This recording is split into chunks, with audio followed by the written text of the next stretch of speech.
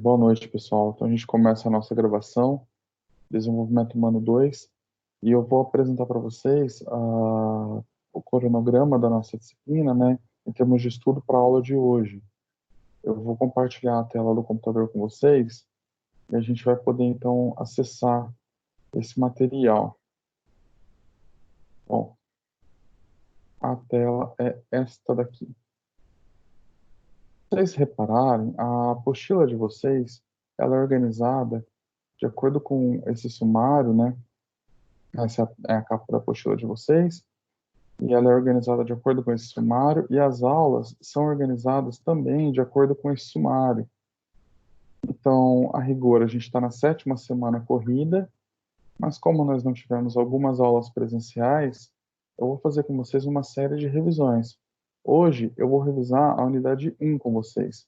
Então, a gente vai tratar das teorias da adolescência, das compreensões teóricas sobre a adolescência e das etapas e dos dilemas, tá? Esse tipo de material, de aula que dá um panorama geral sobre o assunto, é essencial que seja no começo de qualquer curso, né? Mesmo dentro da psicologia, é essencial que vocês façam esse movimento de investigarem um panorama geral sobre o curso. Sempre que vocês forem conhecer um assunto novo, isso ajuda na integração do conhecimento mais tarde, né? Como que funciona? É como se o conhecimento humano fosse disposto numa mesa, como um quebra-cabeça de 1.000 peças. É muito conveniente que antes que eu comece a querer montar esse quebra-cabeça, eu organize as peças, eu observe os encaixes, eu observe as cores. É muito conveniente que eu separe as peças por cor, porque daí eu consigo depois fazer uma montagem muito mais eficiente. Nesse momento, o nosso objetivo é fazer um curso eficiente, fazer uma montagem do curso eficiente, tanto aqui na disciplina de desenvolvimento humano, quanto na psicologia como um todo. Então, a primeira unidade, ela faz exatamente essa situação. Ela vai situando as coisas, colocando as peças na mesa e apontando cada uma delas. Então, não se sinta mal com o volume de coisas, com o volume de teorias que a gente vai ver, e não sinta que você deve se aprofundar por completo nesse primeiro momento. Esse primeiro momento serve exatamente para que você tenha uma dimensão do tamanho do curso, tá? Para que você tenha uma dimensão do tamanho do estudo que vocês têm que fazer, tá? Assim que vocês, assim que vocês estiverem mais aprofundados no curso, a gente vai ter uma condição maior de aprofundar também a perspectiva de vocês. Então, a gente começa hoje exatamente por aqui. Muta o microfone conforme vocês não forem conversando comigo, para evitar sons que vão atrapalhar a gravação depois, tá? Bom, vamos lá. Da primeira unidade, então, a gente tem as teorias da adolescência, as compreensões, as etapas e os dilemas da adolescência, tá? A primeira parte das teorias da adolescência, nós tivemos essa aula presencial. Todos nós estávamos juntos na sala de aula e vocês se recordam desses slides aqui, né? Essa é a web aula de vocês, quer dizer que vocês têm acesso a isso lá na primeira sessão da primeira unidade, né? Basta procurar pela web aula.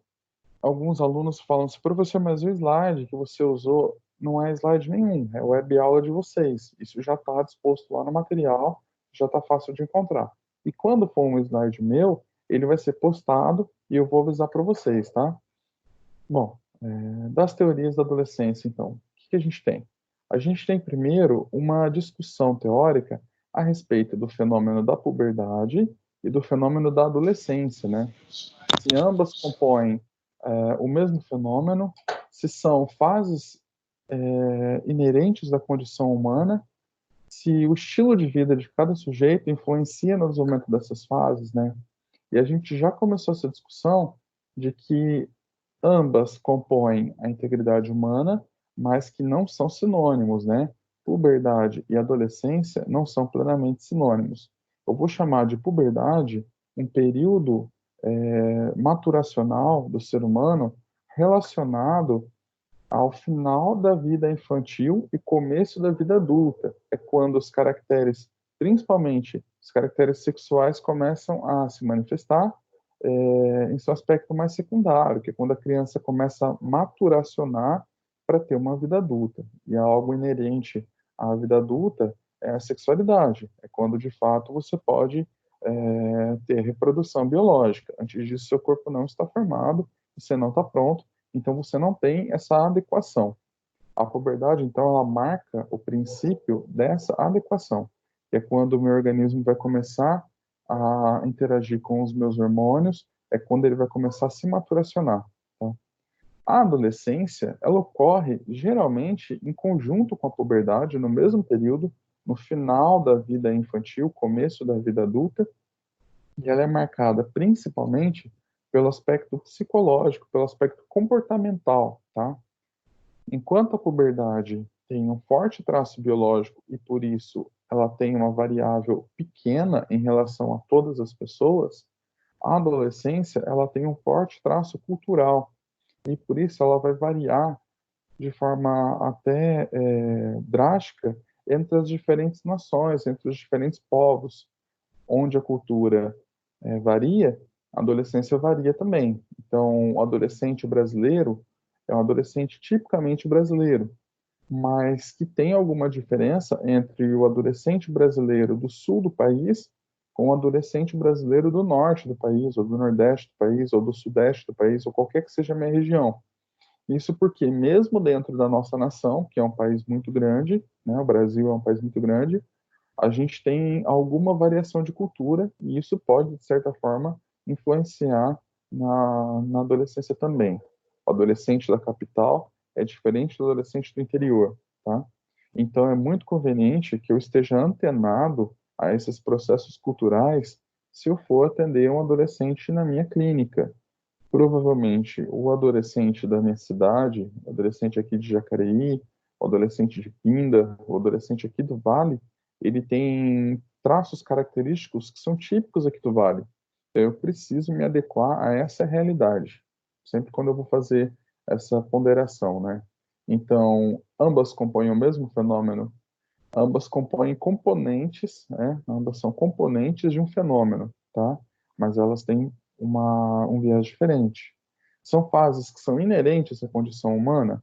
A puberdade, sim, é inerente à biologia humana.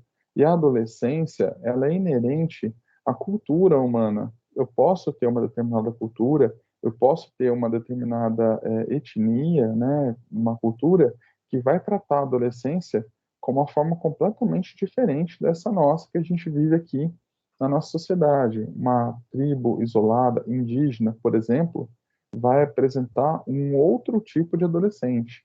Então, é uma fase inerente à condição humana, a fase de maturação do organismo, sim, é inerente, mas as vivências específicas de cada adolescente, isso não é inerente, isso é derivado da nossa situação cultural. O estilo de vida de cada sujeito vai influenciar nesse desenvolvimento dessas fases? Vai influenciar no desenvolvimento da adolescência, devido à cultura, mas não necessariamente no desenvolvimento da puberdade, tá?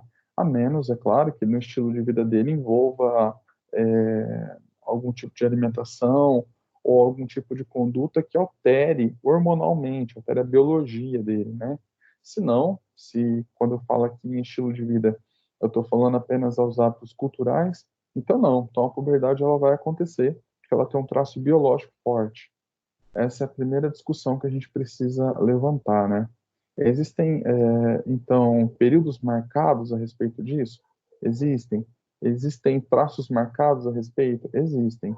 Na puberdade, eu vou ter alteração dos meus caracteres sexuais primários, né? Os próprios órgãos sexuais, então, na verdade, que são esses caracteres primários que vão ser alterados, especificamente alteração no pênis e nos testículos, devido à possibilidade de reprodução, né? Na vagina e nos ovários, devido à possibilidade de reprodução. Caracteres secundários sexuais também são relacionados à reprodução, também são relacionados à maturação da espécie humana, eles também vão aparecer, tá? Então, as mamas nas mulheres, pelos pubianos em homens e mulheres, pelos nas axilas em homens e mulheres, e o rápido crescimento pelo corpo, também chamado de estirão, vai aparecer em homens e mulheres.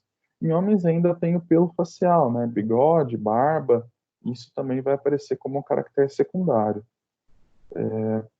Isso vai aparecer na puberdade, né? A idade para início da puberdade, como eu disse para vocês, ela tem uma inclinação variável de estudo para estudo. Aqui, nesse material, eu estou apresentando dos 9 aos 13 anos para as mulheres, mas vocês vão encontrar em outros materiais na faixa de 8 a 14 anos para as mulheres. E eu tenho de 10 a 14 anos para os homens, mas vocês também vão encontrar entre 9 e 16 anos, tá? Então, esse período que varia de 9 a 16 anos nos homens é o esperado. Esse período que varia em torno de 8 a 14 anos nas mulheres é o esperado, tá? Qualquer variação hormonal de puberdade anterior a, a esse período, eu vou chamar de desenvolvimento precoce. E qualquer desenvolvimento posterior a esse período, eu vou chamar de desenvolvimento tardio. Então, eu preciso ter a atenção nessa faixa, né, de tempo para poder verificar isso. Qual deve ser a minha conduta caso isso seja verificado?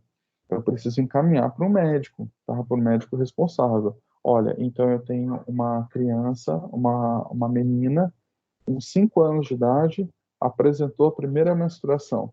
Isso é o esperado? De forma nenhuma, isso não é o esperado. Meu primeiro movimento é encaminhar para um médico que possa fazer um exame e investigar como está o organismo biológico dessa criança, tá? Para eu poder isolar esse fator biológico e continuar acompanhando ela no tratamento psicológico. Da mesma forma, se a moça está aproximando aos 20 anos de idade e ainda não teve a primeira menstruação, ainda não teve o período da puberdade, ela também se encontra em atraso. Então, eu também devo encaminhar ela ao médico para que seja feita a investigação biológica, tá?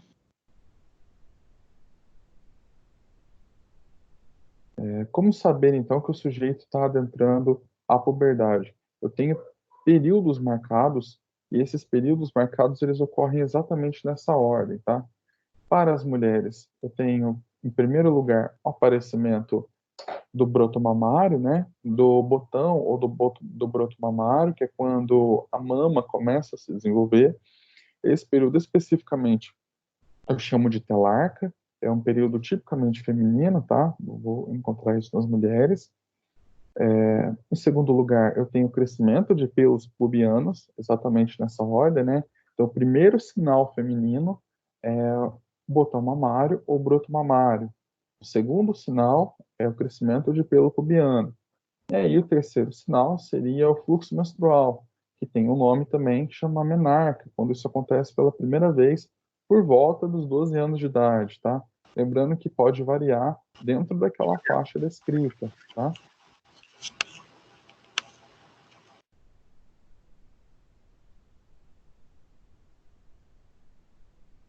Ok.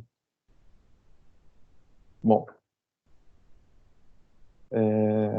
no primeiro momento, então, a menarca ela vai ocorrer de forma irregular. Ela não tem a mesma ciclagem, a mesma perícia, o mesmo período que teria na vida adulta, tá?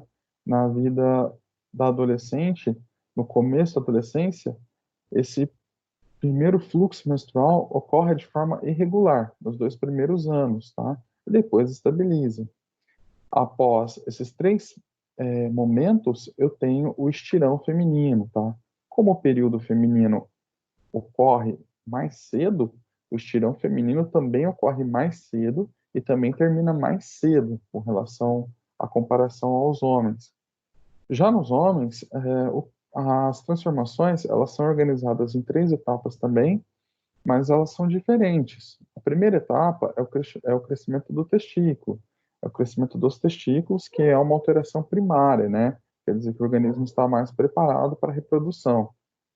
Um segundo momento é o aparecimento de pelo pubiano, e aí o nome é pubarca, segue a mesma nomenclatura para homens e mulheres, né, pubarca, e aparece também o crescimento do pênis, que é um crescimento ainda primário, né, do órgão sexual primário.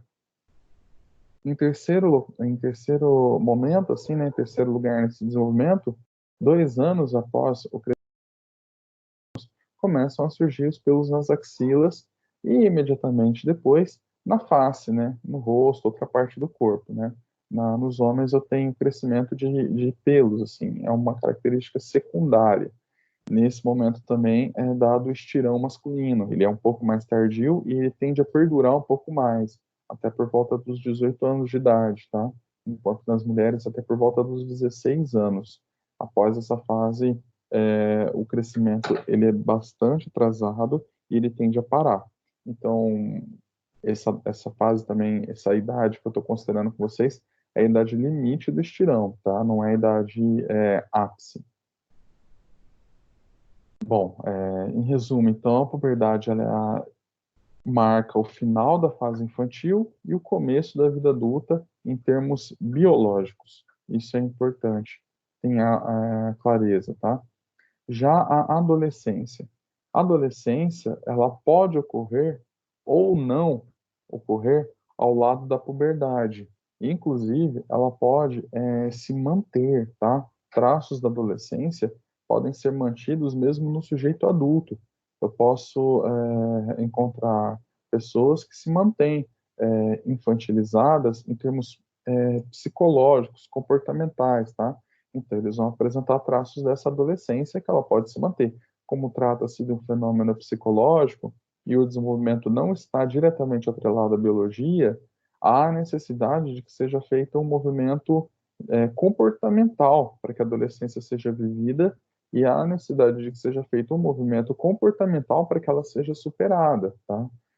Se por algum motivo a adolescência ela não é superada ou não é vivida de forma adequada, ela pode apresentar traços e ela pode se manter. Em geral, ela acompanha a puberdade e é nesse período em que esse fenômeno vai ser observado, tá? A apostila marca aqui em destaque a emotividade desse período. Como eu tenho uma série de alterações hormonais, como eu tenho uma série de alterações de atribuição de responsabilidade, como eu tenho uma série de alterações da vida como um todo, né? A vida infantil, ela vai sendo deixada de lado para o crescimento da vida adulta.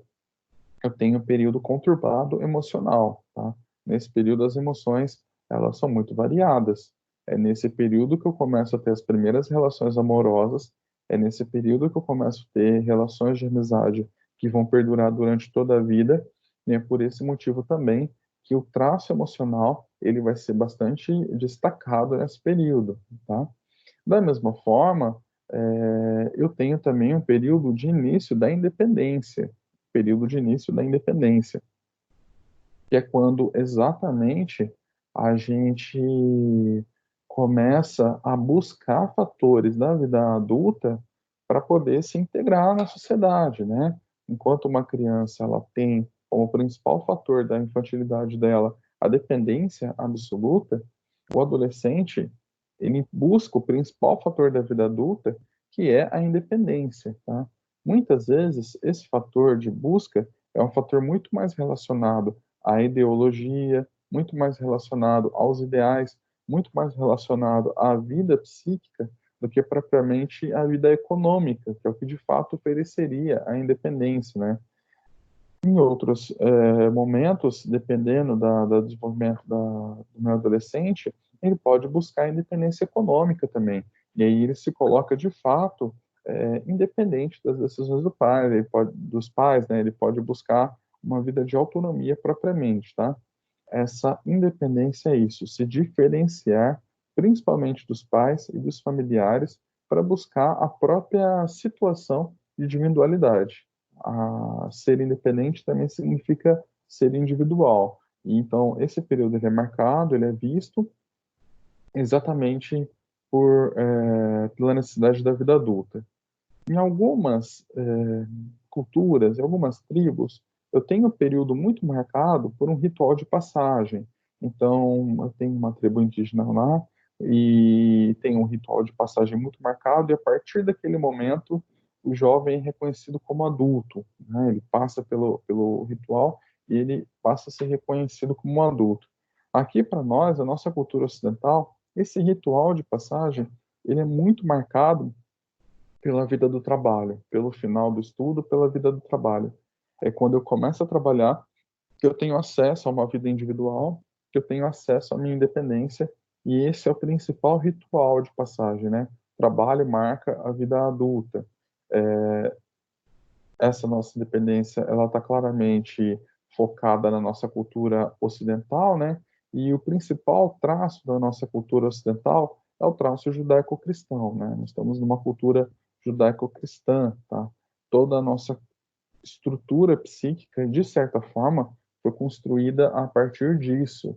Então, as premissas morais, as premissas comportamentais, as premissas ideais desse berço cultural vão estar dispostos na adolescência, tá? E a independência é uma dessas premissas.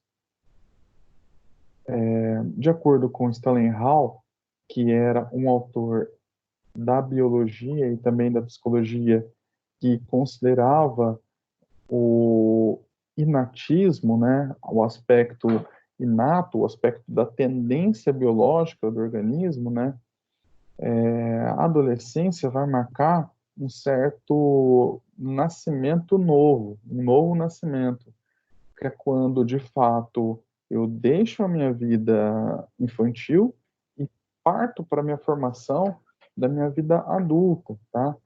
Como que é a descrição? Como se nós tivéssemos uma necessidade biológica de passar por isso.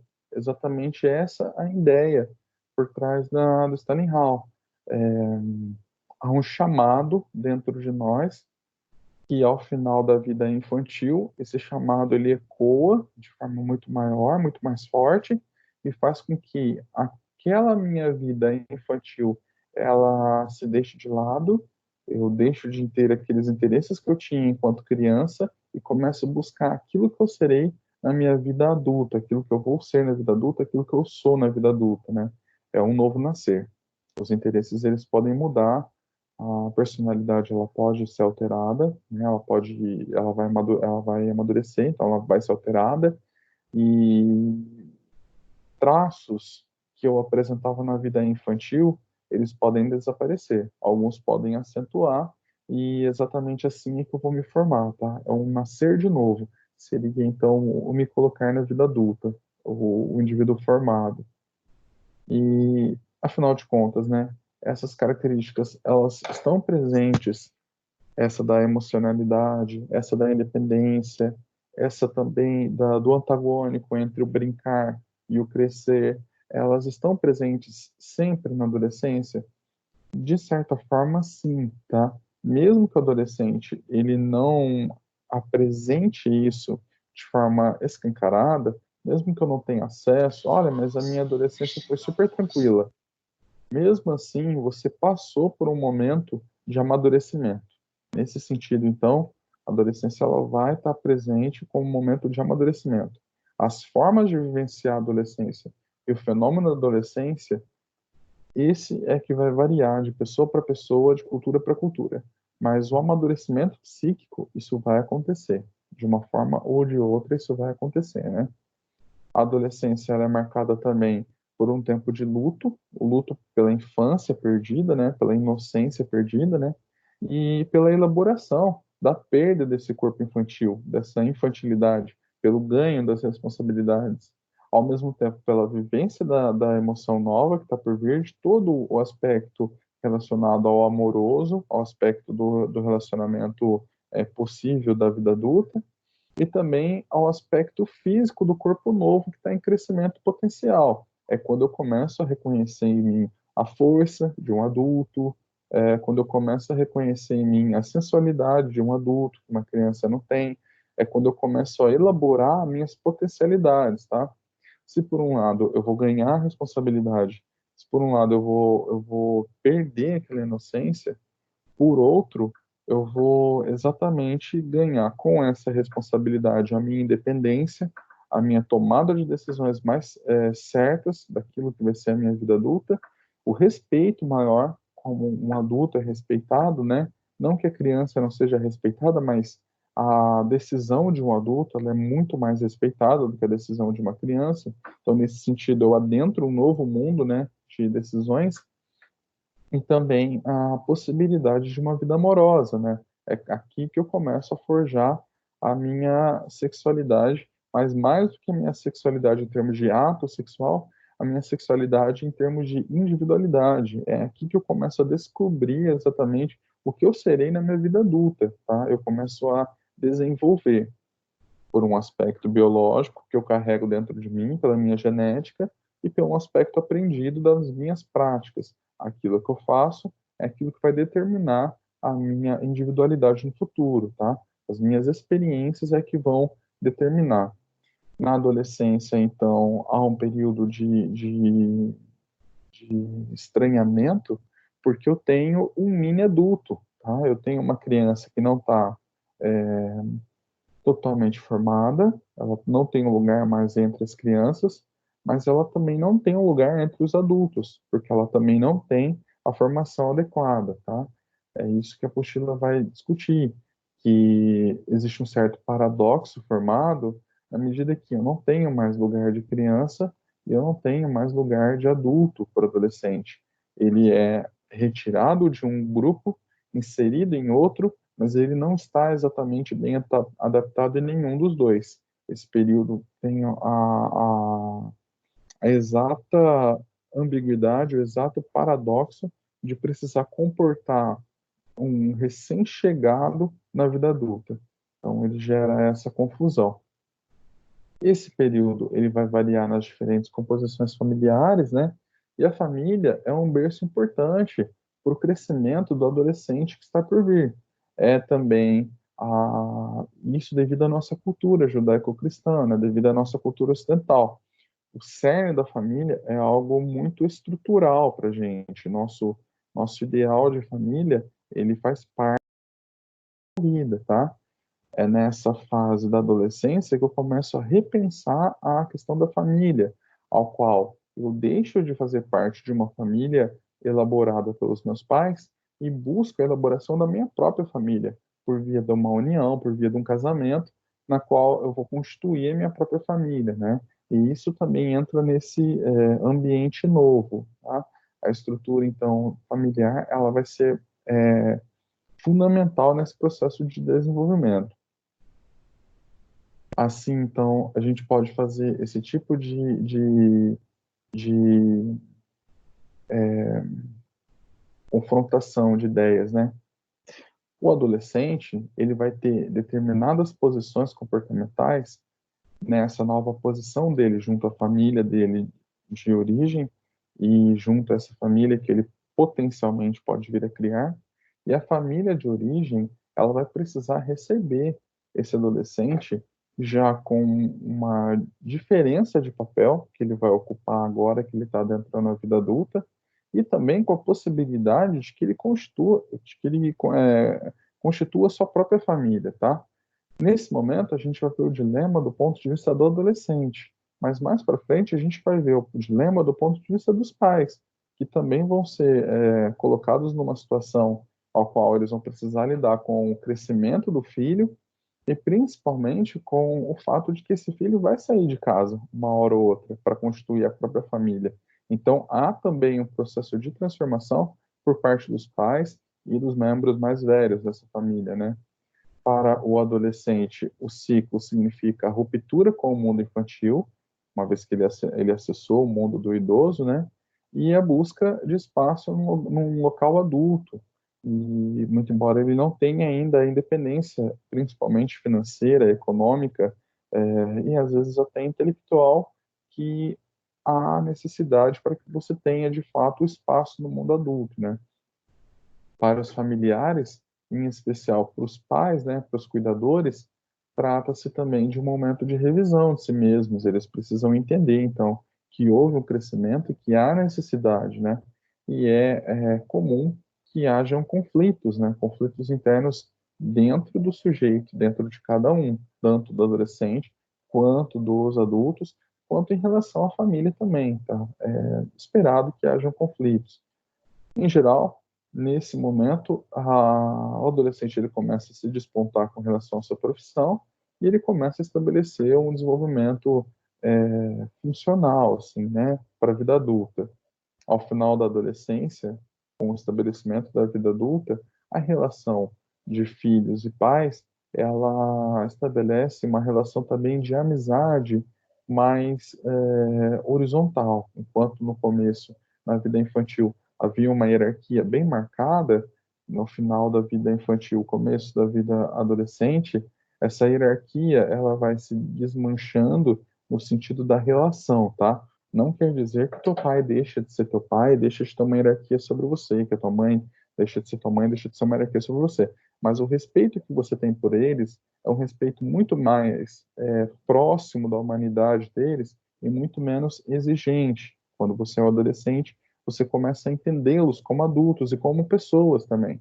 Tal como os pais começam a olhar para os filhos e entender que não são apenas crianças, né?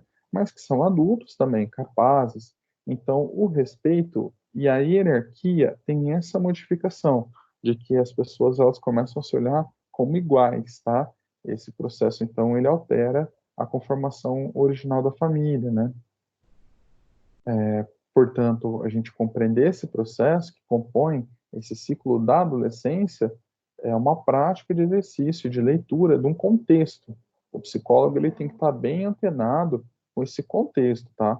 Isso vai variar de família para família. Eu preciso ter acesso às diferentes teorias, eu preciso dispor essas pedras do quebra-cabeça, né, essas peças do quebra-cabeça, para eu poder acessar aquele fenômeno que eu tenho na minha frente, tá? Nesse sentido, eu não adotaria o termo adolescência, mas adolescências, porque cada pessoa vai experimentar isso de uma forma variada. E é importante que o psicólogo tenha um olhar bastante atento para poder compreender aquele sujeito que está ali na sua frente, tá? Eu preciso ter um olhar bastante atento para compreender as demandas. Muitas vezes o que serviu para a tua própria adolescência pode ser que não sirva para a adolescência do próximo, tá? Muitas vezes o que serviu para a adolescência dos teus pais pode ser que não sirva para a tua própria adolescência.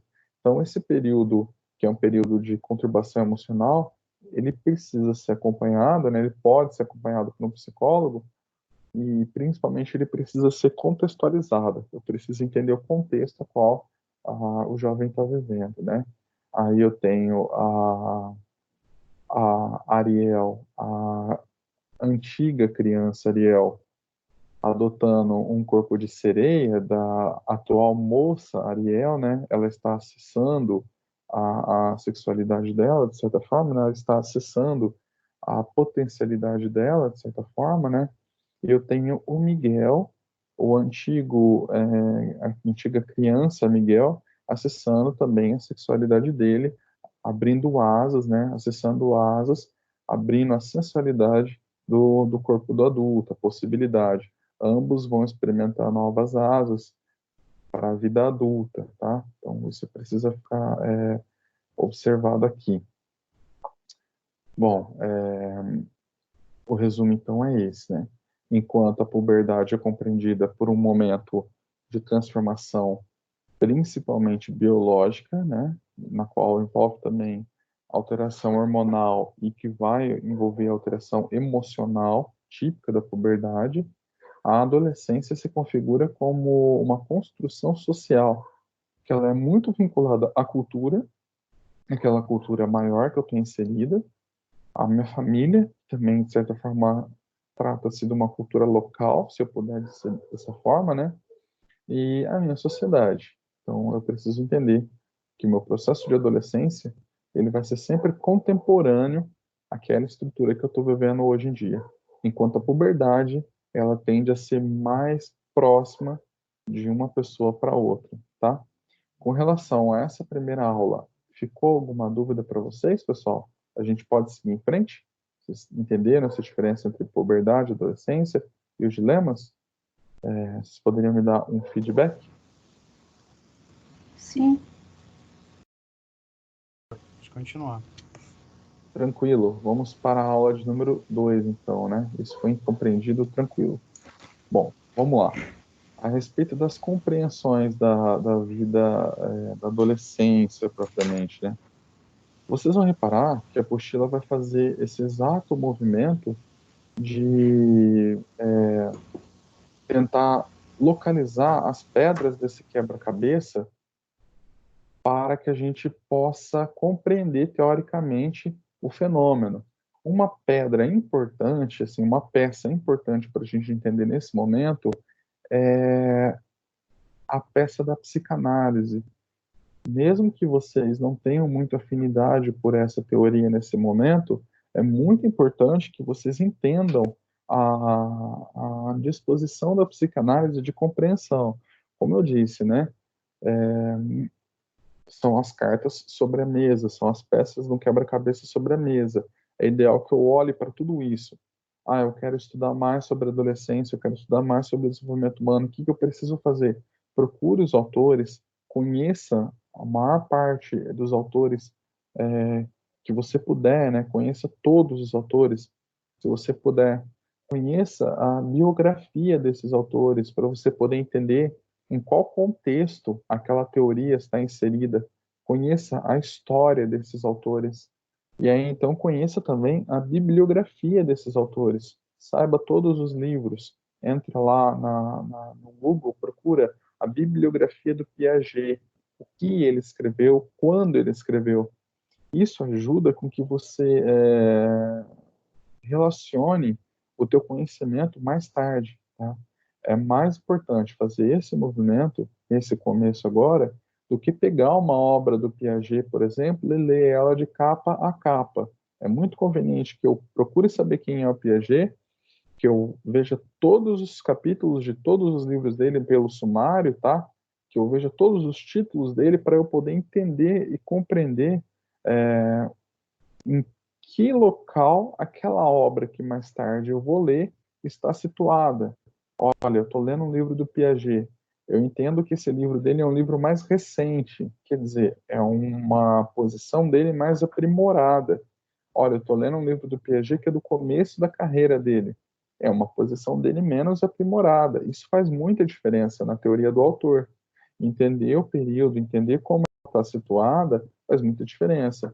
Esse movimento agora dessa unidade 1 de vocês, do material didático, está fazendo exatamente essa situação, está colocando as diferentes perspectivas dentro da história, dentro do contexto psicológico, dentro da teoria psicológica, fazendo esse movimento de situar, tá? Nessa linha, a gente vai situar agora a psicanálise, a gente vai situar a obra freudiana, tá? Sem dúvida nenhuma, esse é o Freud jovem, né? A figura do Freud jovem. Sem dúvida nenhuma, o Freud é a figura mais icônica da psicologia, tá? Mesmo leigo, ele entende que Freud está associado à psicologia. Então, por esse exato motivo, eu preciso saber, inclusive, qual é a perspectiva do Freud, tá? Mesmo que eu não venha trabalhar com ele depois na minha vida de formado, eu preciso dominar, de certa forma, a história dos psicólogos freudianos, a história do próprio Freud, tá? E é nesse sentido que eu vou colocar para vocês um pouquinho da compreensão, né? Essa compreensão teórica, então, vai ser sobre o processo de adolescer, assim chamado, tá? Para o Freud, a adolescência, ela era desenvolvida como um processo. É um processo de ser adolescente, tá? E aí ele vai ter a perspectiva das palavras puberdade e adolescência com sentido próprios dele, que é diferente daqueles dois sentidos que eu trouxe para vocês na primeira aula, que eram sentidos mais utilizados na biologia, na medicina e nas artes em geral, né, que são mais transteóricos. Para a psicanálise, esses dois termos adquirem significados específicos, tá? Essa é a figura do Freud, já um pouco mais velho do que aquela foto anterior que vocês viram, né? São todos eles psicanalistas, o Jung, o Freud, e aqui está colocando um contexto de que há algo que une todas as psicanálises, toda a psicodinâmica, que é a questão do inconsciente. Eu chamo de abordagens psicodinâmicas aquelas que são unidas pela questão da formação do inconsciente, tá? O mais icônico de todos, ou pelo menos o mais representativo, é o próprio Freud, é o mais clássico, né? Então, é dele que eu vou partir. Mas mais para frente a gente vai ver também a posição junguiana, posição do Charcot, a gente vai ver as diferentes posições. Nesse momento, a posição freudiana, que é a que mais nos interessa. O Freud, então, era um médico austríaco, ele defendeu uma teoria da sexualidade, né? E aqui já entenda que a sexualidade para a psicanálise não se trata exclusivamente do ato sexual, propriamente do ato sexual, né? A sexualidade enquanto a desenvoltura do sexo, não era exatamente isso, mas tinha também a conotação da desenvoltura da individualidade. É quando eu tenho o meu desenvolvimento sexual, que eu tenho também o meu desenvolvimento individual. Eu me torno aquilo que eu vou ser na vida adulta, tá? Então, a teoria da sexualidade freudiana tem a ver com isso, com a formação da vida adulta. Apesar do nome remeter a essa ideia de que a relação sexual é o mais importante, não necessariamente. O que ele está querendo dizer é a maturação do organismo para que no futuro ele tenha acesso à sexualidade, à reprodução da espécie, coisas nesse sentido, tá? Então aqui seria uma teoria da individualidade do sujeito, uma teoria da sexualidade dele nesse sentido.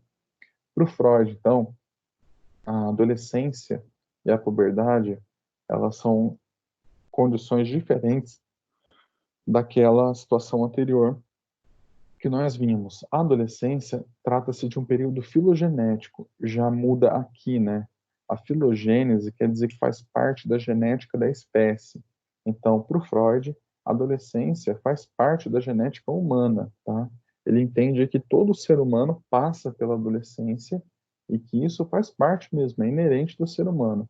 Ele tem uma perspectiva evolucionista com relação à adolescência, quer dizer que em algum momento da nossa humanidade isso foi importante para a adaptação da espécie, tá? Eu já logo retomo isso com vocês, mas basicamente essa perspectiva evolucionista, ela diz respeito à seguinte situação: é muito conveniente que eu tenha uma adolescência na qual eu consigo me adaptar aos meus pares e não fique sob o comportamento dos meus pais e antepassados, tá? Afinal de contas, o meu parceiro, a minha parceira sexual vai ser encontrada nas pessoas da minha idade, não nos antepassados, tá? Então é nesse sentido que a evolução vai atuar nessa perspectiva freudiana.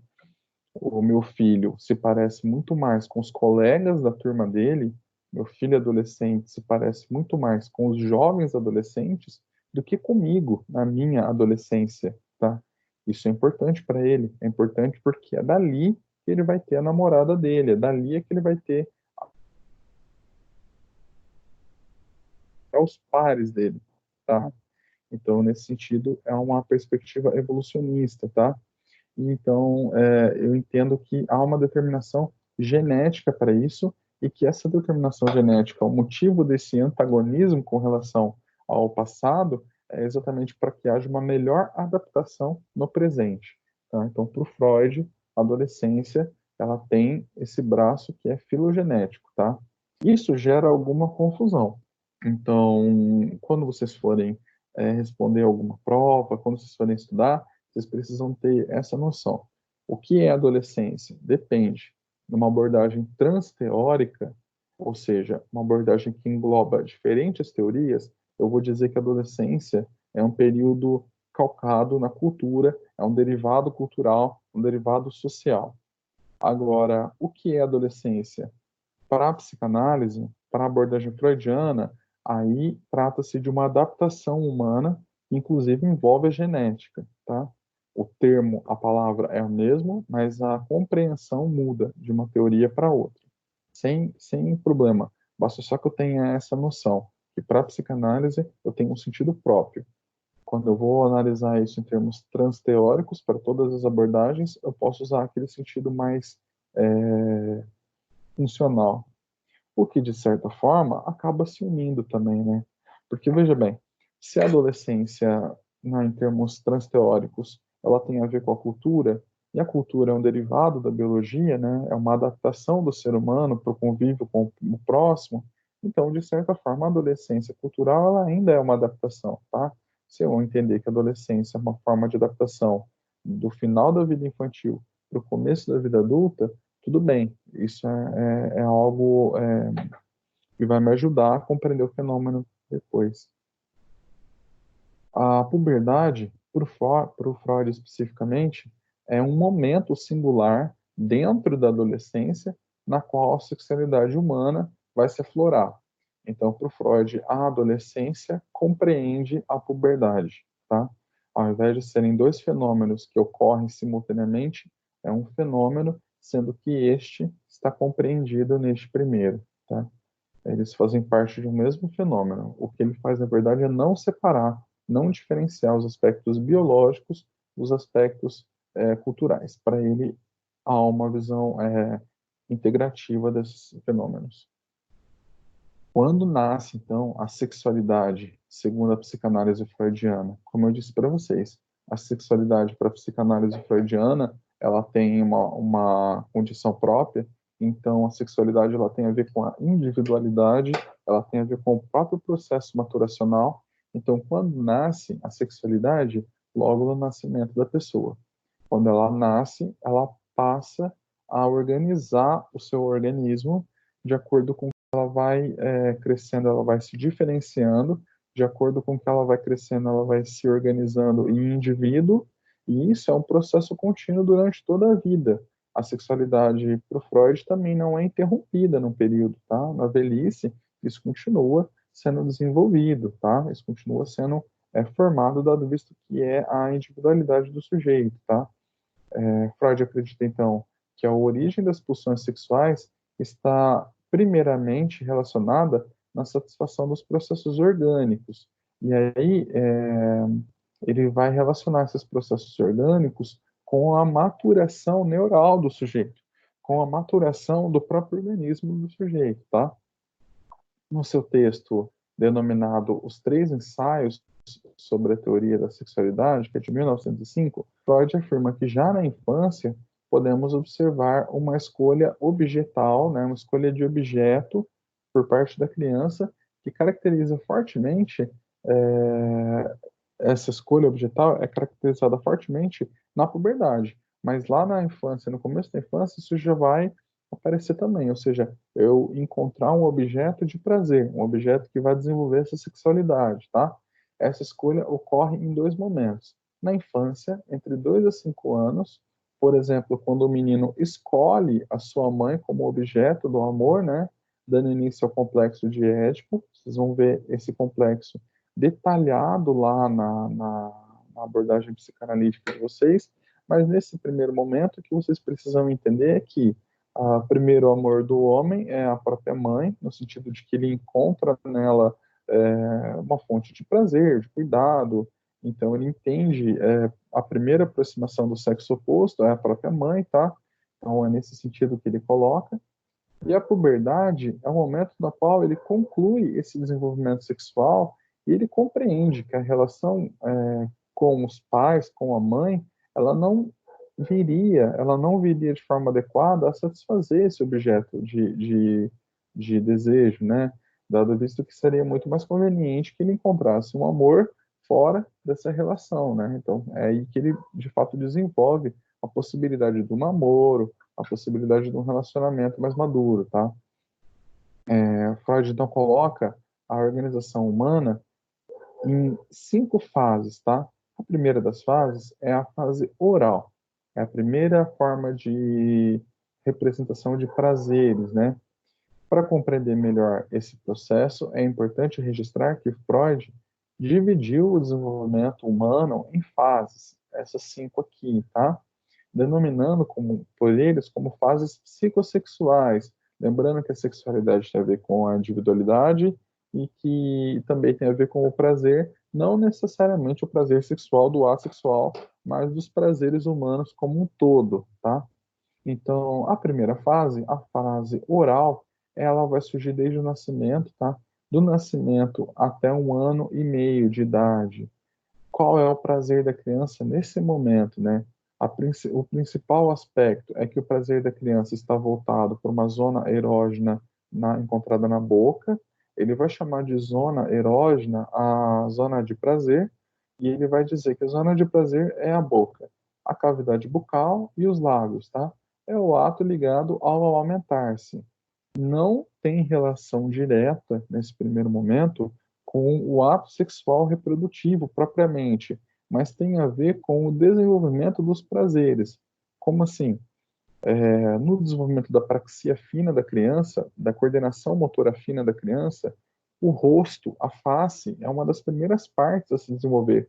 O lábio infantil, ele é muito sensível. A gente tem uma cadeia de neurônios aqui que vai ter uma sensibilidade muito grande, tá?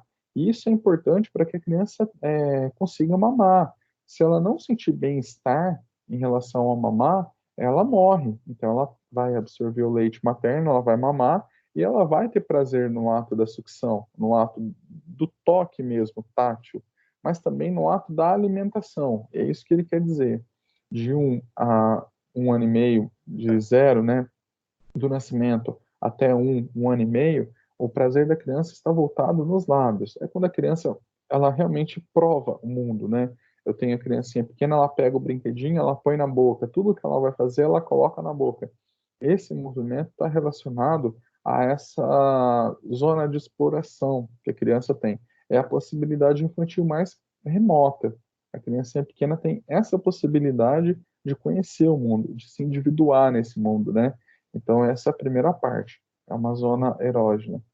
A segunda parte é uma idade que vai entre 2 a 4 anos, e o principal aspecto está na zona erógena, localizada no ânus, mas também nos esfíncteres, localizada no controle da musculatura de expelir tanto a urina quanto as fezes, né? De reter e expelir. Que é quando a criança está fazendo, por exemplo, o treino dela de desfraude. Ela está conseguindo sair da fralda, né? Veja como que ela já está se individuando mais ainda. No primeiro momento, ela consegue se alimentar, e quando ela consegue se alimentar de fora da mãe, no começo essa alimentação era direta via cordão umbilical. Agora já tem um movimento da criança em direção ao mundo para se alimentar. É algo muito pequeno ainda, em termos de tudo que o ser humano vai ser na vida adulta, é algo muito pequeno, comer alguma coisinha, mas já é um processo de maturação. Ele já está fazendo algo de forma autônoma, tá?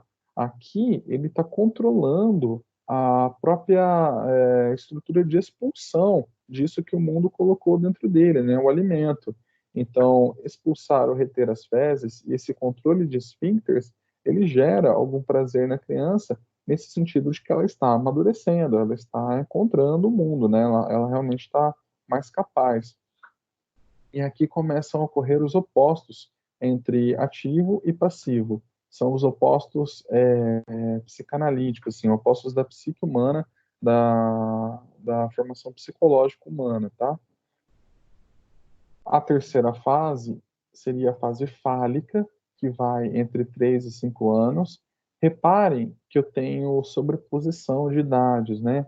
Então, até 1 ano e meio, 2 anos, aqui de 2 a 4, aqui já de 3 a 5, quer dizer que eu tenho uma pequena sobreposição de idade. Isso porque essas fases, elas não são restritivas, assim. Elas não são claramente coordenadas pela biologia de forma a ter um período delimitado assim claro, com exatidão, tá?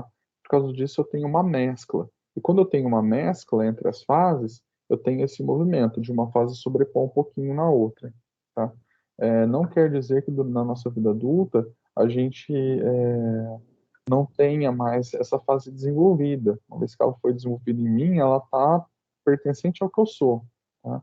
Então, ocorre uma mescla muito gradual. Ainda é o mesmo ser humano, mas ele já está passando por outras experiências, tá? A idade, então, de 3 a 5 anos, ocorre como principal aspecto a descoberta dos órgãos sexuais, e por isso a fase fálica, tá? É quando os esfíncteres sexuais, eles vão sendo também conhecidos, e o próprio órgão sexual, ele passa a ser também conhecido. A criancinha pequenininha começa com o movimento de manipulação, por exemplo, é quando a criança já está no desfraude, ela já não usa mais fraldinha, ela usa calcinha ou cueca, e ela começa a manipular o órgão sexual, porque ela começa a ter esse conhecimento de que ela tem uma estrutura visceral, tá? Por quê? Nosso desenvolvimento é de cima para baixo, do ventre para as costas, né? Então, o lábio, o rosto, as mãos, isso desenvolve a percepção mais cedo, tá? As percepções ventrais, elas vão se desenvolvendo de forma mais tardia. Bom, a descoberta, então, dos órgãos sexuais. Sendo falo algo a ser alcançado pelas meninas, né? Dado a vista que o movimento do órgão sexual feminino e masculino são diferentes. Então, aqui é um movimento psicológico, né? O falo é algo a ser alcançado pelas meninas e é algo a ser mantido pelos meninos, tá? São os processos psicanalíticos. Nesse momento, a gente não precisa aprofundar, adentrar a teoria, mas o que vocês precisam entender é que há a descoberta da percepção dos órgãos sexuais, tá? Nesse momento também é o apogeu do complexo de Édipo, né? E do complexo de castração. Vai ser experimentado em homens e mulheres depois. Também não há necessidade de vocês aprofundarem nesse momento a esses complexos. O que vocês precisam ter com relação a essa fase é a questão da descoberta dos órgãos sexuais. Tá? Há um período por volta dos 6 anos de idade, né, que vai englobar lá o final da fase fálica até o começo da puberdade, e aí depende de quando vai terminar a fase fálica, e depende de latência, tá? Na biologia, eu chamo latência toda vez que eu tenho algo potencial. Quando eu tenho algo que está parado, mas que é algo potencial. Eu posso dizer, por exemplo, que um feijão, uma sementinha de feijão, ele está latente e quando ele está fora da terra. A hora que eu enterro esse feijão na terra, que ele começa a crescer, ele rompe esse período de latência. Quanto tempo vai durar esse período de latência? Depende. Se eu tirar o feijão da vagem e segurar ele por 2 dias antes de plantar, o período de latência é esse, até que ele encontre um terreno fértil, até que ele encontre água. Então, a semente pode ficar latente. Existem sementes foram encontradas em campos de arqueologia, por exemplo, cuja latência perdurou muitos e muitos anos, tá? Latência na biologia, então, quer dizer isso, é um período de potencialidade, na qual está parado, mas não é propriamente uma parada no sentido de interrupção, mas de que algo pode vir a brotar daquilo, tá? Essa mesma ideia ele vai adotar aqui na psicologia.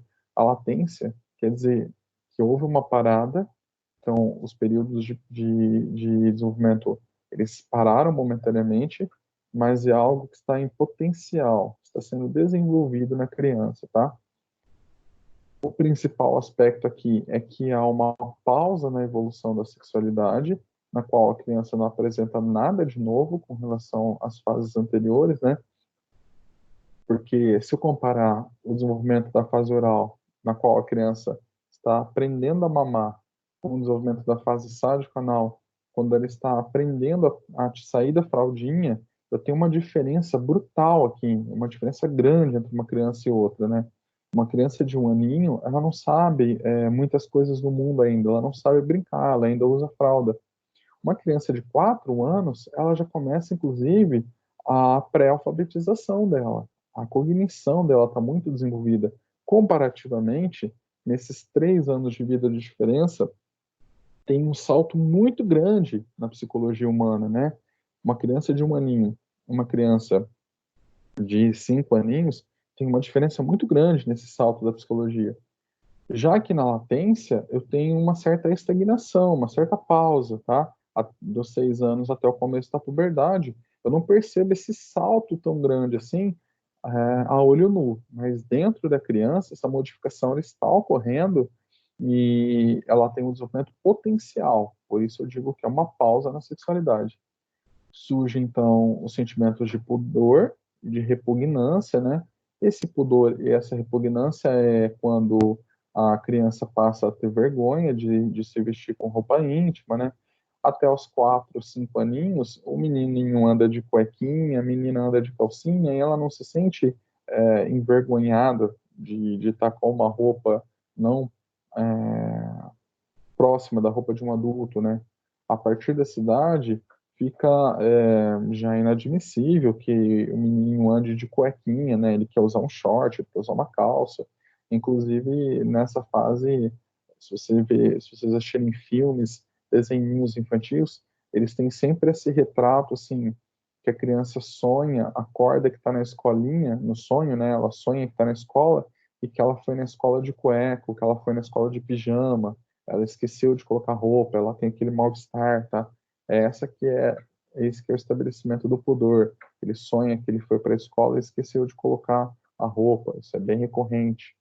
Há também a repugnância, principalmente com relação ao sexo oposto. É aquela fase dos Batutinhas. Batutinhas era um filme que passou por volta da década de 80, 90, tá? Que falava a respeito dessa coisa do clubinho da Luluzinha, do clubinho do Bolinha, que vocês também não devem saber, né?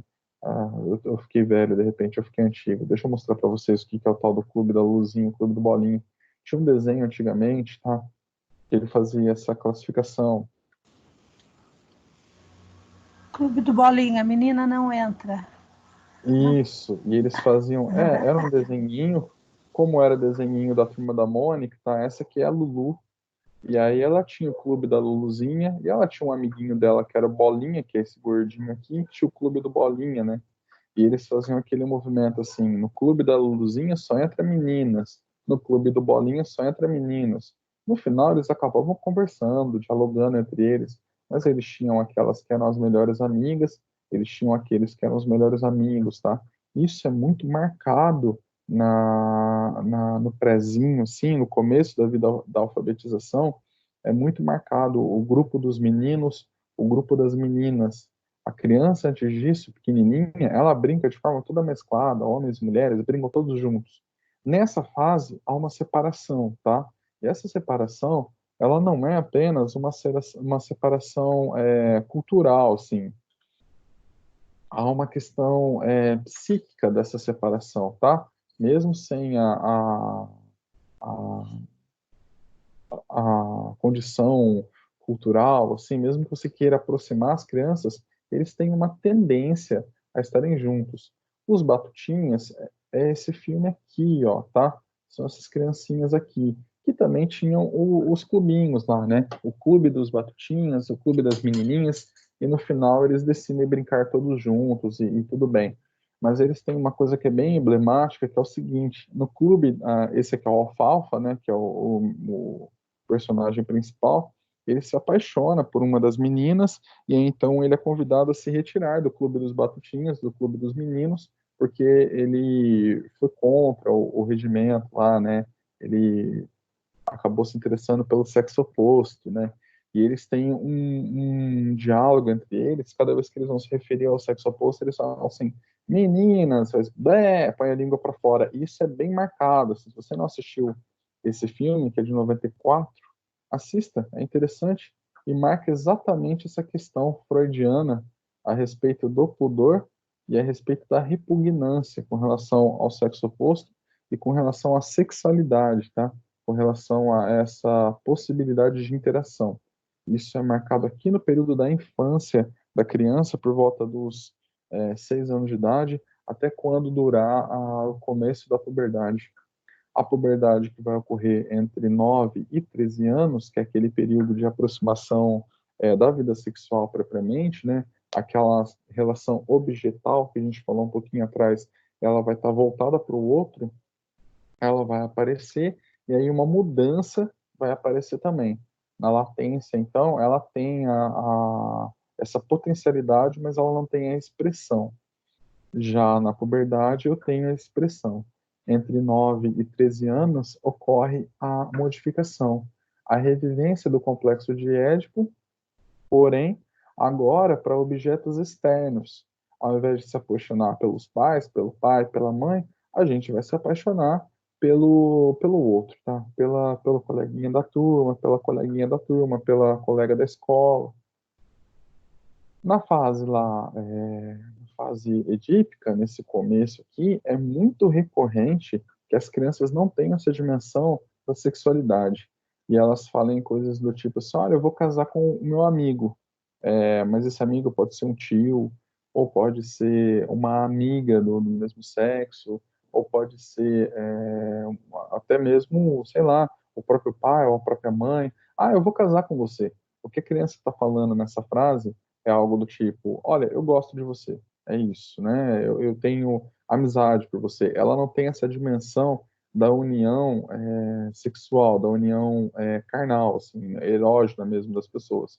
Já que na puberdade não, as relações são de namoro mesmo. Ah, eu gosto do sexo oposto, ou gosto do mesmo sexo, mas eu me interesso por alguém que seja meu coleguinha, assim, eu tenho intenção de fato de ficar com ele, tá? E aí a puberdade ela vai dos 9 aos 13 anos no começo, e isso aqui depois de estabelecido perdura toda a vida, né? Após o estabelecimento da puberdade, a gente fica assim pelo resto da vida, com essa tendência a se interessar pelo outro, assim, pelos pares, né, da mesma idade ou de relações similares ao do sexo oposto, ou do mesmo sexo, mas com a possibilidade de uma união, assim, de uma atração sexual, né? Aí a apostila vai falar a respeito da Ana Freud, que era a própria filha do Freud, né? Ela desenvolveu a teoria freudiana também, ela pegou o gancho do pai dela com aquilo que estava sendo, esse é o Freud, né? Essa é a Ana Freud. Ela pegou o gancho das lacunas do pai dela, coisas que ele começou a explorar, ela conseguiu aprofundar um pouco mais, e ela tem alguns livros a respeito do desenvolvimento humano. Especialmente falando, ela fez uma distinção que é importante, que é uma distinção entre um período sexual dos primeiros anos da infância até lá a puberdade e depois o climatério, que é um segundo período. E aí há uma distoante entre esses dois períodos, né? Ela concentra que a sexualidade humana ela tem dois pontos importantes que são esses dois pontos aqui. No primeiro período, que é o primeiro dos primeiros anos da infância, eu tenho um momento no qual são registrados os principais caminhos do desenvolvimento na organização sexual, embora não esteja completamente desenvolvida ainda, eu estou começando a trilhar isso, além de determinar as questões relacionadas à normalidade e anormalidade do indivíduo, quando ele começa a querer se colocar no grupo e saber se aquilo que ele sente, faz e pensa tem relação com o grupo ou não, né? Se de fato aquilo é comportado pelo grupo. E aí a capacidade ou a incapacidade do amor. Isso também vai ser questionado, vai ser estabelecido nessa fase. No climatério é quando se registra um declínio das funções físicas sexuais e os impulsos genitais têm as últimas manifestações. Os impulsos pré-genitais se restabelecem, tá?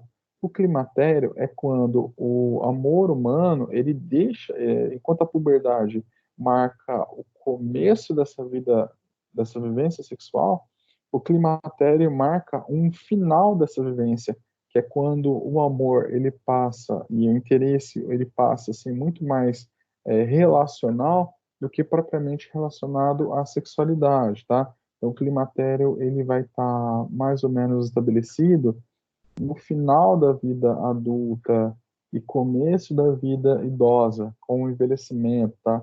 Os relacionamentos eles vão ser diferentes.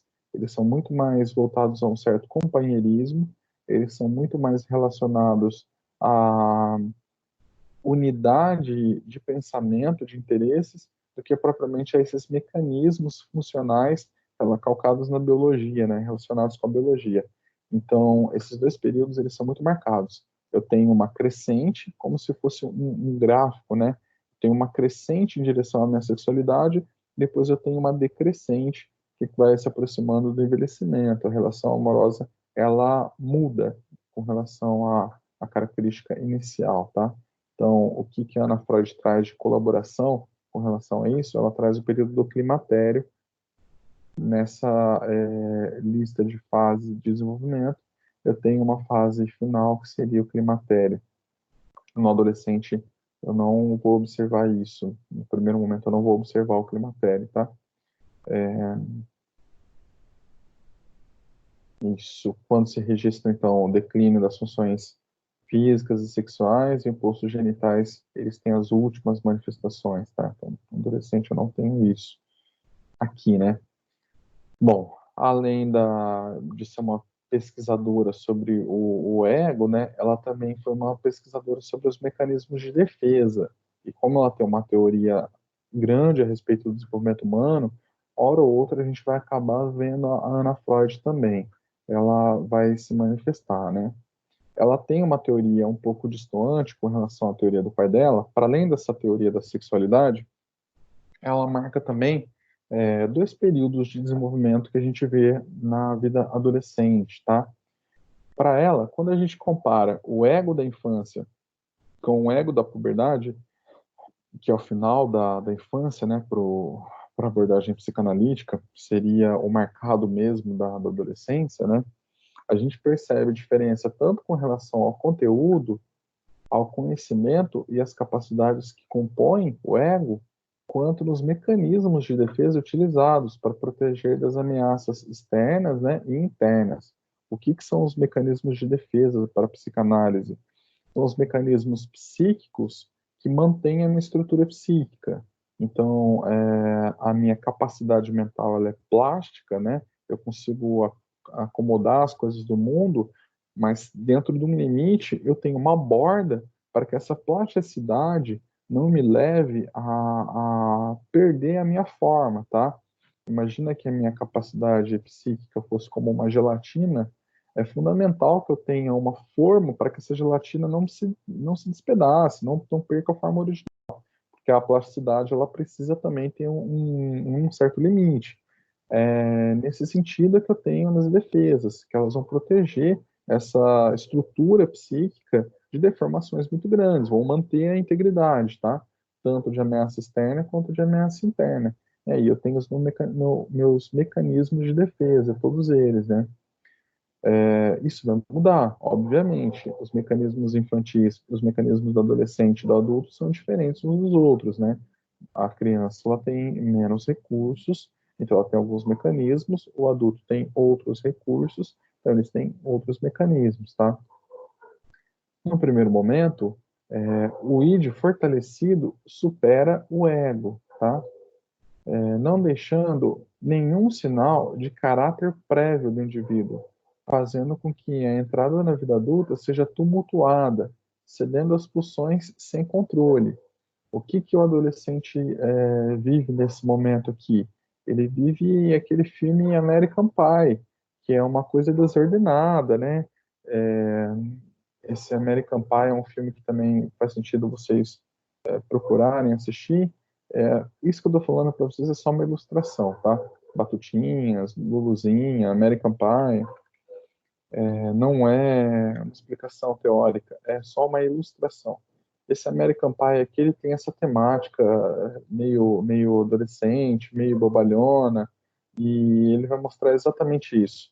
Os adolescentes, eles estão todos preocupados com o relacionamento amoroso, como que vai ocorrer, relacionamento sexual, estão preocupados em sair da escola, entrar para a faculdade, fazer atividades que são prazerosas, e mostra exatamente esse movimento aqui, né, de quando o id, ele fortalecido, supera o ego, né, e aí ele começa a sobrepor qualquer característica prévia do indivíduo, fazendo com que o início da vida adulta seja tumultuado, né. O adolescente, ele só pensa em temáticas adolescentes, ele pensa apenas nos crushes, na relação amorosa, nos colegas, nos amigos, nas meninas que ele está interessado, que ele tá afim, e é exatamente isso o que está sendo descrito aqui, né? Num segundo momento, quando a adolescência ela começa a ser estabilizada na vida adulta, O ego vence, então, essa disputa com o id, não quer dizer que você vai perder esse interesse relacional, sexual, você ainda vai manter, mas não tão exacerbado como na vida adolescente, né? Na vida do adolescente, que só pensa nisso, literalmente falando, né? Ele só pensa naquilo. Tinha aquela personagem da escolinha do professor Raimundo, ela representava uma adolescente, né? Na puberdade. E aí, tudo que o professor Raimundo falava, ela falava assim, ele só pensa naquilo. Na verdade, era ela que só pensava naquilo. Ela estava vivenciando exatamente esse momento aqui, né? Na vida adulta, já temos estabelecido que o ego vence a disputa com o id, então ele recobra ali a funcionalidade e vai emergir e consolidar um caráter individual já mais centrado, tá? Próximo daquele período vivido na latência, possibilitando então o controle desses impulsos, possibilitando que o adulto ele esteja mais refinado para ter esse controle funcional, tá? Aqui é a Ana Freud, mas já velhinha, né, mais velha. Ali ela era bem, a foto dela bem mocinha, junto com Freud. Aqui já ela em outro momento, né, quando ela já era uma autora mais famosa, já havia desenvolvido mais a psicanálise, né. E deste modo, de acordo com a Ana Freud, o fim da adolescência e a entrada da vida adulta vão depender desses três fatores, que é aquilo que eu falei para vocês.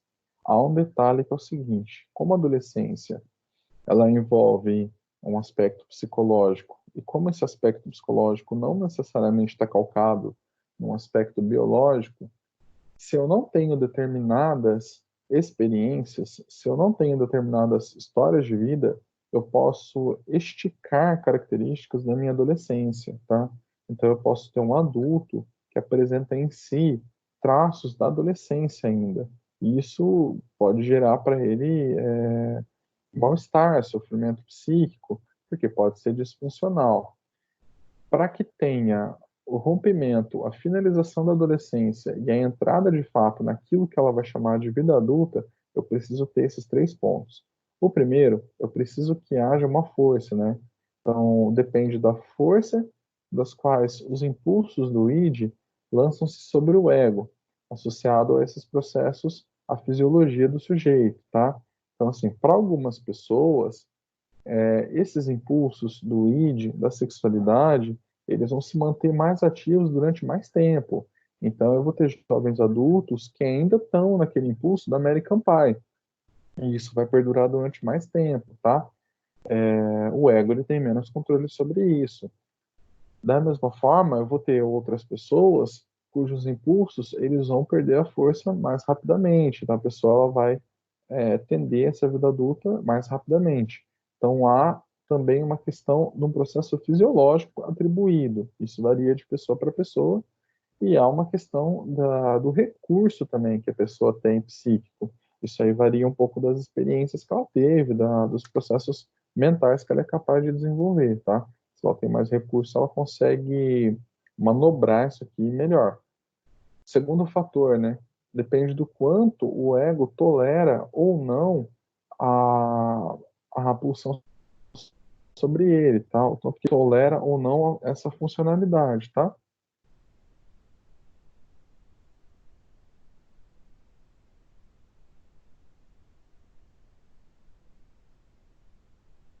Vocês estão me ouvindo ainda, pessoal?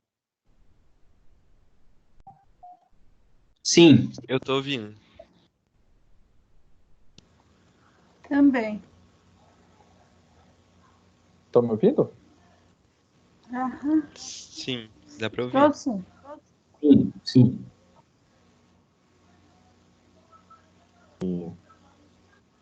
Tá, apareceu uma mensagem para mim aqui, eu achei que pudesse ter caído a rede, mas vocês estão me ouvindo? Beleza, vamos continuar. Então, no segundo momento, então, depende do quanto essa pulsão vai ser tolerada, né? Isso está associado ao caráter construído no período da latência. O quão mais bom é o caráter do sujeito, o quanto mais ele vai conseguir tolerar isso, né? Se ele tiver o caráter duvidoso, ele vai tolerar um pouco menos, ele vai estar mais expansivo. Então, aqui depende um pouco da vida vivenciada, experimentada pelo sujeito. E aí, o quanto da efetividade e natureza dos mecanismos de defesa desse ego, para ele poder driblar ou repelir essas pulsões do id, né? O quanto que ele vai ter efetividade nisso. E isso vai variar de pessoa para pessoa, dependendo da biologia, de certa forma, mas dependendo também das condições psíquicas que ela vai ter, né? Quanto que ela consegue manobrar. Então, assim, o que vocês precisam entender dessa parte? O rompimento dessa vida da adolescência para a vida adulta vai depender também de um esforço funcional do sujeito, de um esforço aprendido do sujeito, tá? Vai depender da manifestação da história do sujeito. Então, depende também daquilo que ele passou. Eu posso aprimorar isso com ele em terapia e trazer ele para uma vida mais adulta? Posso. Terapia eu posso oferecer para ele funcionalidades que mais tarde ele vai introjetar em si e que vai poder usar trabalhosa, ele vai trabalhar sobre aquilo, e ele vai poder usar para o seu desenvolvimento da vida adulta, tá? Bom, ainda lá dentro da psicanálise, né? Uma outra visão é a visão do Otto Rank. Ele vai caminhar um pouco na contramão do que o Freud e do que a Ana Freud disse, muito embora ele também seja psicanalista, e muito embora, quer dizer, ele também tem uma abordagem psicodinâmica, né? E ele também descreve as coisas, ele vai um pouco na contramão. É importante que eu entenda nesse momento. Inicialmente, o Rank, ele era um discípulo do Freud, ele era um aluno do próprio Freud, né? Mas à medida que ele avançou seus estudos a respeito do trauma de nascimento, ele rompeu. A psicanálise, ela tem essa característica, como outras abordagens psicológicas também têm essa característica, que é a ruptura entre os seus diferentes estudiosos. Então, quando eu falo em abordagens psicodinâmicas, aquilo que eu tenho em comum entre todas elas é o aspecto da estrutura do inconsciente. Isso está presente em todas, mas a condução com as fases, com as relações, isso vai mudar um pouco de autor para autor. Eles vão rompendo, assim, eles vão criando teorias derivadas, tá? O Rank, então, ele vai introduzir um conceito teórico chamado de vontade, né? Que se configura como um fator positivo e uma força ativa que vai modificar o ambiente. Para o Rank, é necessário que o adolescente vivencie etapas evolutivas para que então ele possa desenvolver essa vontade, tá? Ele vai acrescentar um aspecto nessa teoria, que é o aspecto que é o seguinte: é importante mesmo que meu adolescente ele vivencie experiências de vida, que ele experiencie inclusive frustrações, que ele experiencie chateações, assim, né, que ele tente a relação é, que ele tente a relação amorosa com os pares e que ele se frustre, ele tenha frustração com aquilo, para que ele possa desenvolver essa vontade dele, para que ele possa desenvolver esse funcionamento da vida adulta. Então, Otto Rank, ele adiciona esse conceito de vontade em cima do conceito freudiano, né, para a psicanálise. Tem essa questão da necessidade da etapa evolutiva, né?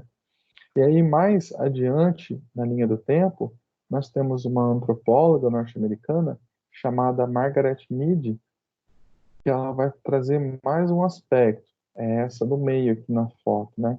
Ela vai trazer mais um aspecto com relação à sua perspectiva, tá? Ela dedicou o estudo dela na cultura e na personalidade. E ela usou para isso uma perspectiva transcultural. Transcultural quer dizer quando eu comparo as diferentes culturas e relaciono umas às outras, assim, né? E aí ela trouxe esse aspecto também para o seu estudo da psicologia. Ela inaugurou, então, uma espécie de antropologia comparativa, né, nesses estudos de desenvolvimento, na educação e no cuidado das crianças, tá? Para Mead, a adolescência é um fenômeno que não era visto fora da civilização ocidental. Perceba que essa discussão aqui dela mais se aproxima com aquela discussão que a gente teve na primeira aula, tá? Como ela fez uma comparação dos processos em um estudo que era transcultural, ela começou a questionar aquilo que era proposto pelo Freud e pela Anna Freud e mais tarde pelo Otto Rank, e falou assim, olha, enquanto o Freud diz que a adolescência é um processo inerente ao ser humano, me parece que não, me parece que é um processo inerente a essa cultura humana que a gente vive. Em outras culturas isso não está verificado dessa forma. Então, esse é o próprio desenvolvimento da teoria. Um teórico propõe uma questão da realidade, outro teórico vem e amplia essa questão, outro teórico amplia um pouco mais, e às vezes até essa ampliação destoa de um postulado anterior, tá? Por isso eu disse para vocês, é importante que vocês conheçam a biografia do sujeito e que entendam em qual momento ele publicou aquilo que vocês estão lendo, porque pode ser que ele tenha mudado de opinião, ou pode ser que ele tenha aprimorado o seu raciocínio, tá? Então é muito importante que vocês vejam todas essas cartas na mesa. É o que a gente está fazendo agora. A gente está dispondo as cartas para que vocês vejam diferentes olhares, tá? Para a mídia, então, a adolescência ela é um fenômeno que não era visto fora dessa nossa cultura ocidental, né? Na qual a transição da infância para o jovem adulto se dava de forma gradual e facilitada por meio de práticas societárias que eram encontradas em sociedades tradicionais, tá? Quais são essas práticas societárias encontradas em sociedades tradicionais? Os rituais de passagem, aquilo que eu falei para vocês.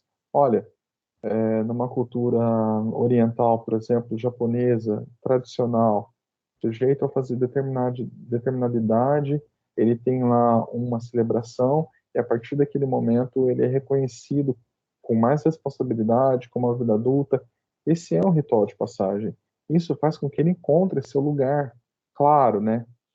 Na nossa sociedade ocidental, como eu não tenho um ritual de passagem marcada, eu preciso experimentar diferentes situações, diferentes circunstâncias, até que eu entenda meu lugar na vida adulta como um todo, até que eu me coloque dessa forma, né? Enquanto isso não acontece, eu fico perdido, eu fico translocado, enquanto que em outras sociedades não, eu tenho rituais, ou ao menos eu tenho condições graduais que vão me oferecendo a vida adulta de forma muito mais tranquila, tá? E ao que ela estudou e se comparou às culturas, ela percebeu, olha, fora da cultura ocidental, eu tenho outras formas de lidar com isso. Para nós, os nossos jovens que vão chegar no nosso consultório, provavelmente vão experimentar a adolescência, porque a nossa cultura é assim, tá? E aí, com relação ao desfecho dessa aula, a gente tem mais uma perspectiva, que é a perspectiva da Arminda, tá? Essa perspectiva é a perspectiva de desenvolvimento também. Bom, a Arminda foi a pioneira no movimento psicanalítico da Argentina, então ela é uma psicanalista aqui da nossa América do Sul, e aí ela tem uma visão própria e típica que é mais próxima da gente, tá? Para ela, e ainda é um desdobramento da psicanálise, ainda é um desdobramento da abordagem psicodinâmica. Para ela, a adolescência, ela se configura como um momento decisivo no processo de desprendimento que o sujeito teve lá no início com o seu nascimento. Qual desprendimento? Desprendimento da mãe. A gente está grudado com a nossa mãe, pelo cordão umbilical, está dentro da mãe, e quando a gente nasce, a nossa psique ela vai sendo desprendida dos pais, tá? A gente vai buscando a individualidade. Inclusive, em termos leigos, a gente escuta isso, né? Olha, tá grudado com a mãe ainda, tá colado com a mãe. O que quer dizer? Quer dizer que você não desprendeu, não fez esse movimento. E aí ela vai trazer esse aspecto de que a adolescência ela se configura como um momento decisivo, assim, para que haja essa ruptura. É aquilo que eu falei para vocês um pouco mais atrás, um pouco no começo mais da aula, de que o adolescente ele faz exatamente um movimento de se aproximar dos jovens da mesma idade dele e de se afastar dos pais. E que isso até é adaptativo, né? Porque é ali que ele vai encontrar os pares que no futuro vão representar para ele relações amorosas, né? Então é importante que realmente haja essa ruptura. em 1981, já recente, né, coisa de 40 anos atrás, mais ou menos 40 anos atrás, ela publicou com Maurício Knobel um livro, Adolescência Normal, que é quando ela já começa a rastrear exatamente esse movimento, né, no qual ela apresenta um conceito chamado Síndrome Normal da Adolescência, que é quando ela, de fato, demonstra que esse movimento, que é típico aqui do nosso Ocidente, é também um movimento de amadurecimento, né?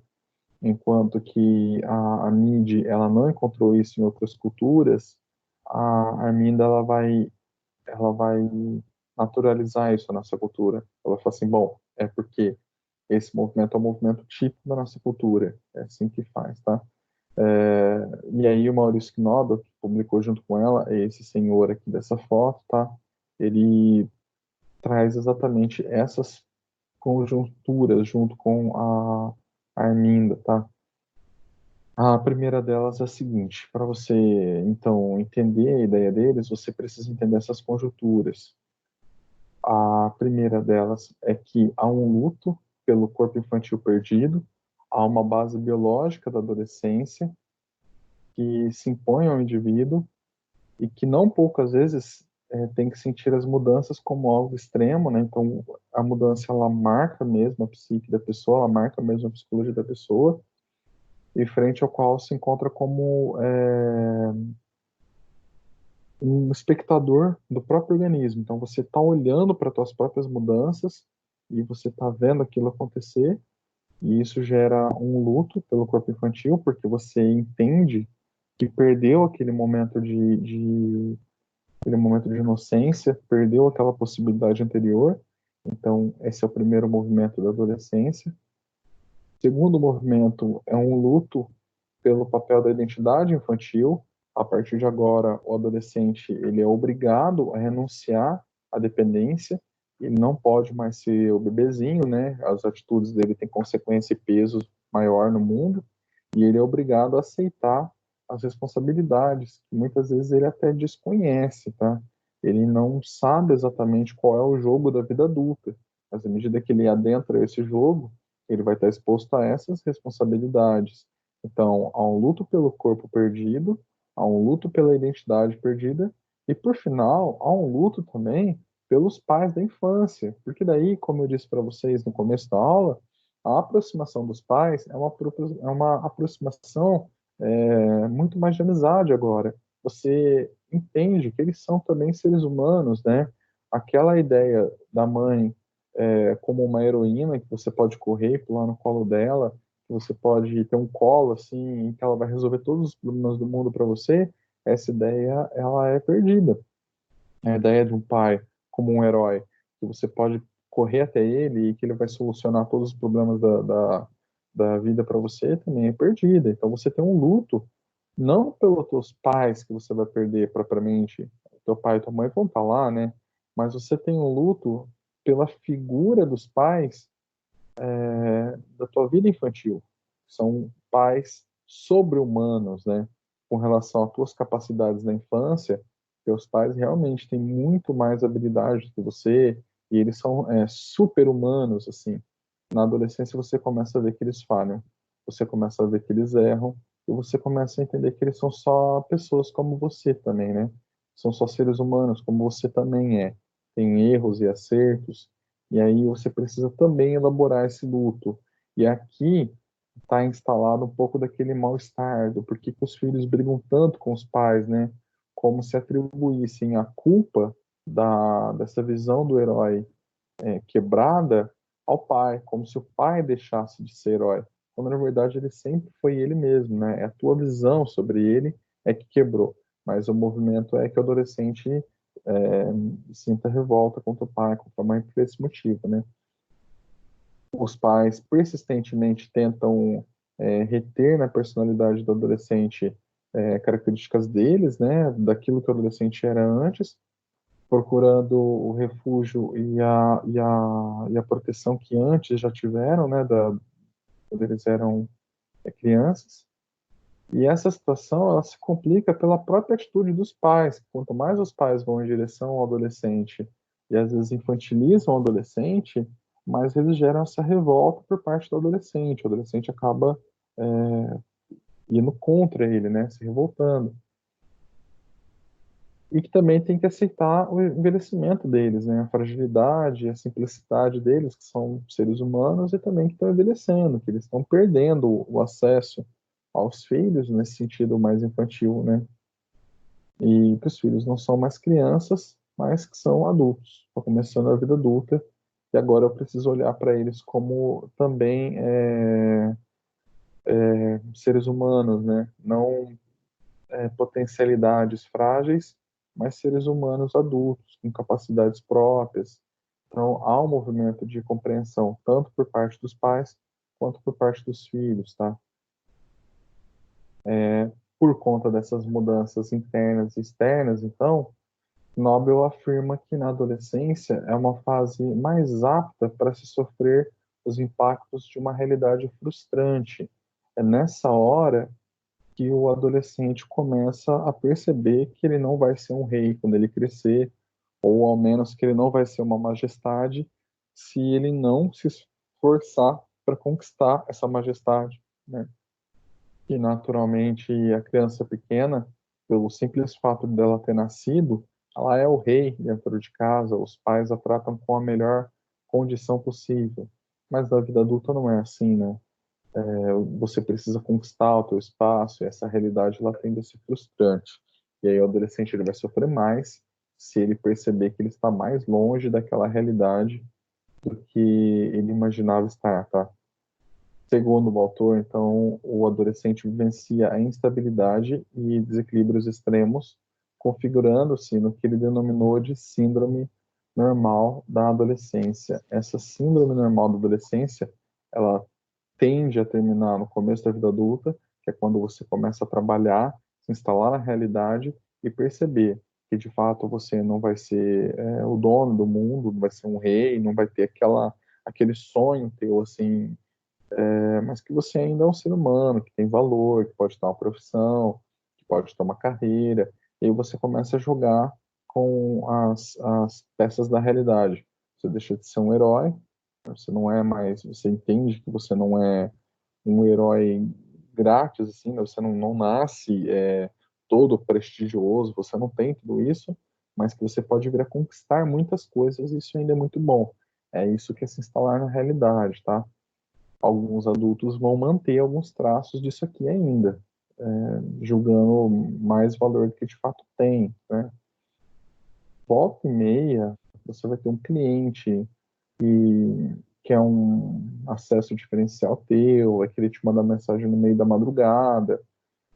O mesmo movimento que ele faria com relação à mãe dele, assim, quando ele era um bebezinho, né? O bebê chora de madrugada e quer o leite da mãe, não quer nem saber, né? Mas o adulto não, ele não tem esse direito de interromper o sono do professor, ele não é tão especial assim, ao ponto que a urgência dele precisa sobrepor o outro, né? Quando é um aluno, quando é um cliente, ele não precisa interromper o sono do psicólogo. Percebe esse movimento? Vocês vão ver isso aqui ainda. Namorado e namorada, esposo e esposa, né? Marido aguarda que a esposa faça o prato de comida para ele.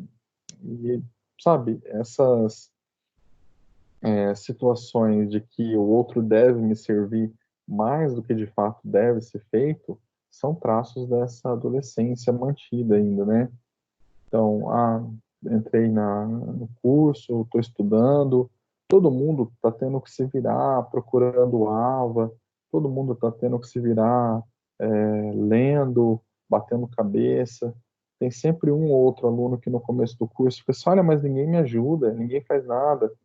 É óbvio, ninguém te ajuda porque tá todo mundo no mesmo barco, assim, tá todo mundo aprendendo, né? Essa ajuda seria alguém fazer algo por você, no teu lugar. E isso não vai acontecer na vida adulta. Isso marca um pouco dessa retidão, de uma certa imaturidade, tá? Eu venço essa imaturidade quando eu me instalo na vida real e dependo menos dos outros. Eu começo a gerenciar mais a minha própria autonomia, né? E aí o Maurício ele ainda vai esclarecer que não se tem propriamente uma intenção de enquadrar nessa fase da adolescência uma categoria que seja patológica, né? Não é algo psicopatológico, mas com a ideia de cooperar com o entendimento dessa anormalidade, tá? Então, assim, não é que essa estrutura aqui seja uma estrutura patológica, mas também é uma recorrência que não é totalmente normal, tá? Então, o objetivo dele é ajudar a gente a entender isso, possibilitando, então, que os adultos auxiliem nesse processo evolutivo do sujeito adolescente. Cabe que meu adulto também seja evoluído para poder guiar, né? Então, meus adultos de referência, eles precisam ajudar no desenvolvimento desse adolescente, mas eles precisam também estar desenvolvidos para poder guiar o adolescente nesse caminho. Se eles não souberem exatamente como fazer isso, a gente tem aquela estrutura que é bem recorrente que a gente vê, né? A mãe disputar beleza com a filha, o pai disputar força com o filho. De certa forma, eles estão tentando se firmar por caminhos que também não são muito maduros, assim. E isso não é incomum da gente ver, né? Na nossa sociedade, a gente está vendo, na nossa cultura, a gente está vendo um movimento de infantilização, né? As pessoas, elas ficam presas numa camada de motivações, assim, né? No meio de motivações de validação emocional. Eu preciso o tempo todo estar lacrando, né? Lacrou, fulano lacrou. Ou seja, aquilo que eu falei foi tão importante que todo mundo curtiu. O Facebook ele tem um pouco desse aspecto, né? Então eu posto uma coisa, tenho 100 curtidas, olha, validação emocional. Pode não ser nem importante de verdade, mas se foi aceito pelo meu grupo, né? Então eu fui validado emocionalmente, isso foi bom. Todo mundo tem um pouco desse movimento, todo mundo precisa ser aceito socialmente, todo mundo tem essa motivação do afetivo, né? A gente precisa ter afetividade no nosso dia a dia, a gente precisa ter amigos, precisa ter pares, precisa ter filhos, né? Precisa ter pessoas que nos amem, mas a gente não pode viver em função disso. Eu não posso viver em função de querer ser amado o tempo todo, paparicado, bajulado, e exatamente isso me aproxima daquela vida da, do pedido, né? Eu só estou exigindo, exigindo, exigindo, eu não estou nunca oferecendo nada. Isso faz com que eu me mantenha mais próximo da adolescência e tenha uma vida adulta menor, né? Meu patrão, ele tem que reconhecer que eu sou bom, sendo que eu chego atrasado toda vez, sendo que eu não entrego meu trabalho no prazo, sendo que eu não faço a menor diferença na firma dele, né? Mas não, ele tem que me reconhecer como bom, tal. A minha namorada tem que me reconhecer como bom, sendo que eu não tenho estrutura adulta, percebe?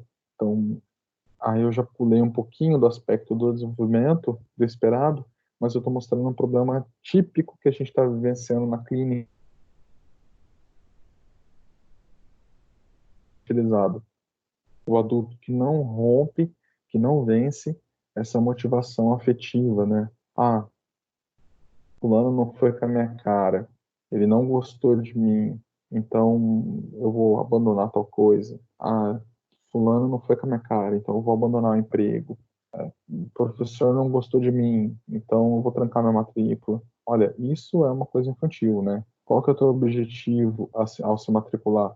Teu objetivo não é cumprir um curso, né? Se você fica muito à mercê da validação emocional, se os outros têm que validar a tua emoção, você está se comportando de forma mais imatura, mais infantilizada, tá? Todos nós temos um pouquinho disso ainda. Essa adolescência, ela é difícil de ser superada, mas é fundamental que a gente faça um esforço para superar isso. E na clínica, é fundamental que a gente ajude o nosso cliente a superar isso, né? Buscando autonomia, relações amorosas mais verdadeiras, nas quais ele não depende da aceitação e da validação do outro e não haja funcionalmente, estritamente para essa validação, tá?